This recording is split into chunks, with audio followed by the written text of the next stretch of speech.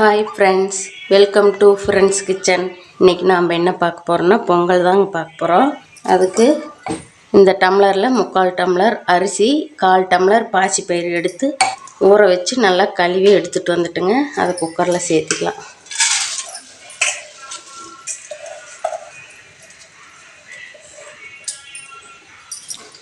அதுக்கு 3 டம்ளர் தண்ணி சேர்த்துக்கலாங்க. அப்போ தான் பொங்கல் நல்லா குழைவாக வெந்து வருங்க.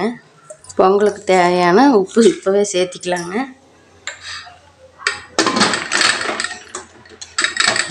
மூடி போட்டு ஒரு 5 விசில் விட்டுக்கலாங்க. பாருங்கள், 5 விசில் வந்துடுச்சுங்க. இப்போ நல்லா குழைவாக வெந்துடுச்சு பாருங்கள். நல்லா கரண்டிலேயே இப்படி மசிச்சு விட்டுக்கலாங்க. இப்போ தாளிச்சிக்கலாங்க. அடுப்பில் கடாய் வச்சு 4 ஸ்பூன் நெய் விட்டுக்கலாங்க.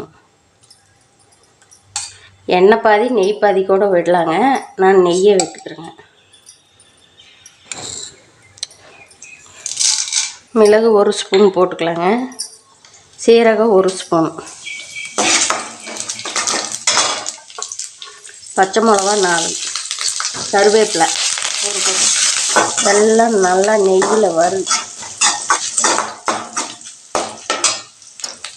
முந்திரி பருப்பு ஒரு 15.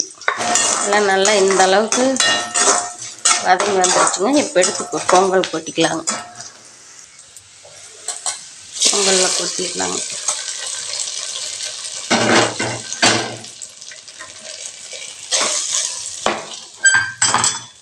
கொட்டிட்டு நல்லா கலந்து விட்டுக்கலாங்க.